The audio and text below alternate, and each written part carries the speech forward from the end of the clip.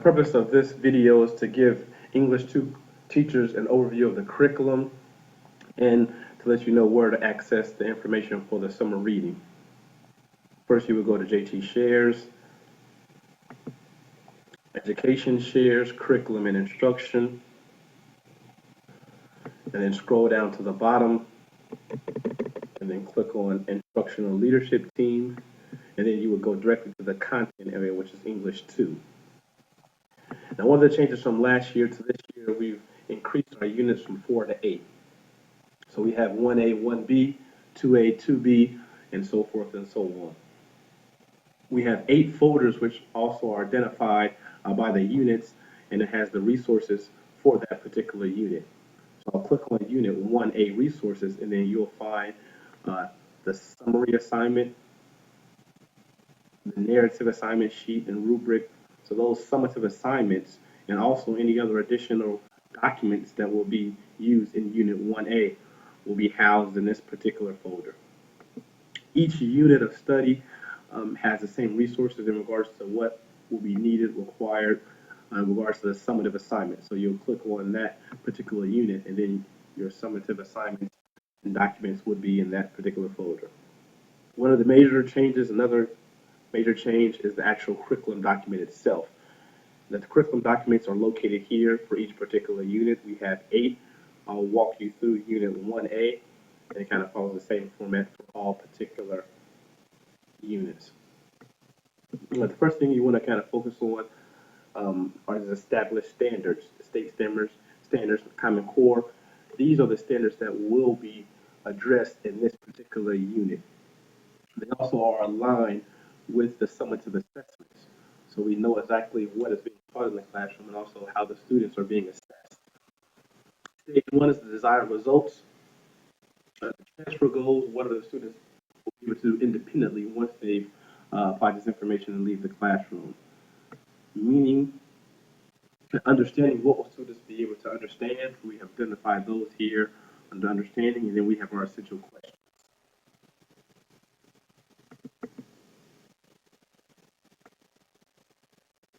Acquisition, what will the students know? So it kind of follows the same format, rhetorical situation, objective summary, everything that will be addressed, hence the Common Core standards. What will the students be skilled at? What will the students be skilled at? Stage 2 is the evidence. We have the summer reading, which is the writing prompt, the rhetorical situation, the narrative, and then the summary assignment sheet, and then the performance task.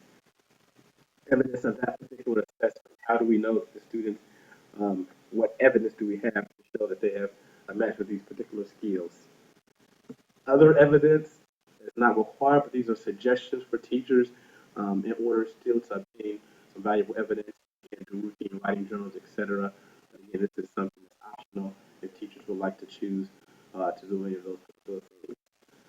Stage 3, key learning events. We put this in chronological order, starting with the summer reading that first week, culminating with the actual writing assignment that Friday.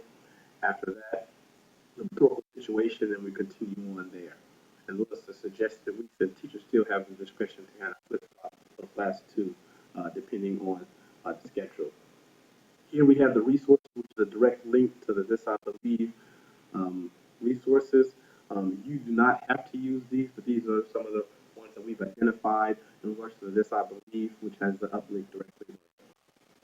The last component of the curriculum document is our theme, big idea for the unit, evolution of the individual.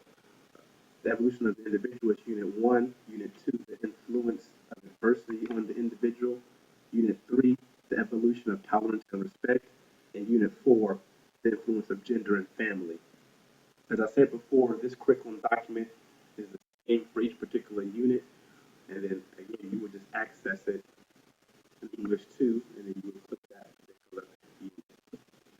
Another important thing to note is that you at a glance here, which has the curriculum documents in a condensed, concise version in one document front and back. Now I want to take a look at the summer reading and how to access that. Again, go back to Instructional Leadership Team, and then click Summer Reading 2013. It's on the left-hand side here. Here you have a list of additional resources that you may want to use in the classroom that first week for summer reading, but I'll first start off with the actual formative assessment assignment itself, which is located here. It's a two-part, part A and part B, 50 points total, 10 points, just one or two sentences, 40 points for the well-developed paragraph response.